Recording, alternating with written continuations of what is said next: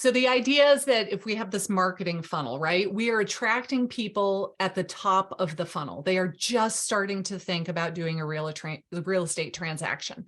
And they find your channel, they start watching your videos, they watch more and more and more and more and more. By the time they reach out to you, they're at the bottom of the funnel and they are ready to do something.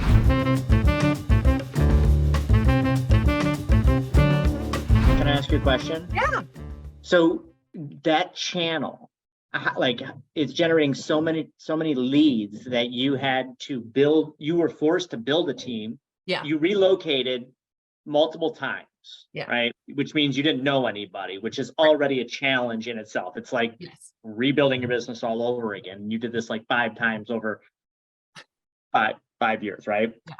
How many leads were you getting from this? Oh, so back then, in that first 12-month period, I was probably getting 2 or 3 leads a week, I would say. I think I got the first one, and then I got the second one about 3 weeks later, and then it started coming more frequently. I was maybe getting once a week, and then it was multiple times a week, and now it's several times a day. It started to slow down now. I need to update the slide. Within the last 2 months, it has slowed down. It's maybe 1 a day, but we're still getting multiple leads a week.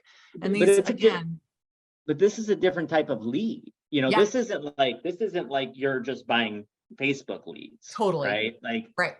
This is somebody that's actually like proactively seeking you out, going like, listen, it's time. Yes. Right.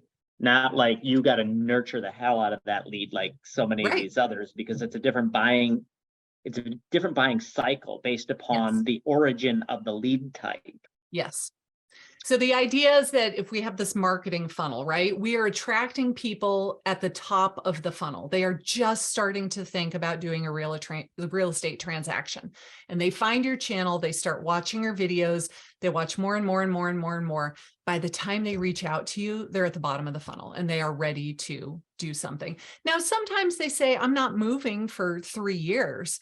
But they want to ask a question now anyway.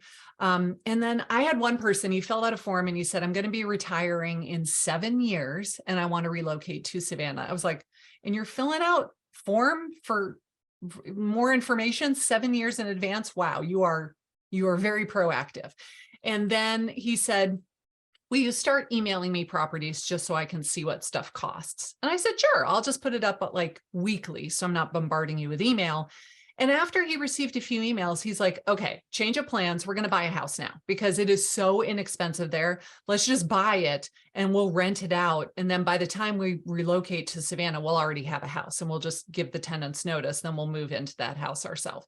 So even though he told me he was 7 years down the road, he was like under contract on a house within 6 weeks. And that happens a lot. Wow. Yeah. I mean, that's kind of a smart idea, technically. Like, if you're going to retire, you want to retire somewhere, like build in some of that equity. Totally. You know, I mean, even if it's 2-3 years. Absolutely. And, you know, compared to a lot of other areas, Savannah is relatively inexpensive.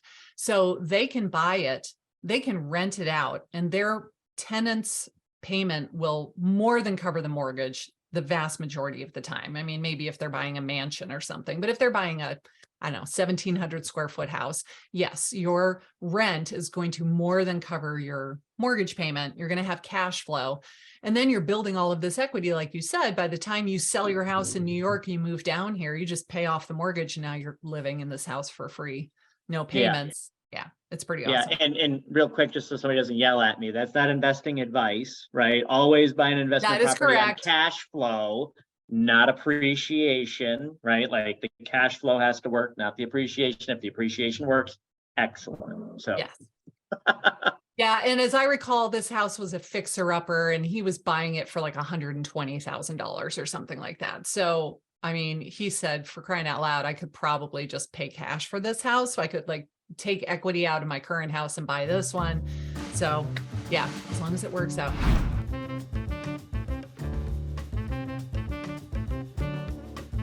Want to keep getting tips? Hit the subscribe button as well. Thanks for watching, and we hope you get a lot out of this.